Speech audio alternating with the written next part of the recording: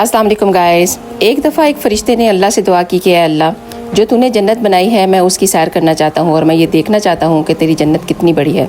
अल्लाह ने उसके परों में वो क़ुव्वत अता की जिससे वो मशरिक़ से लेकर मगरिब तक का फ़ासला पलक झपकते ही तय कर पा लेता था।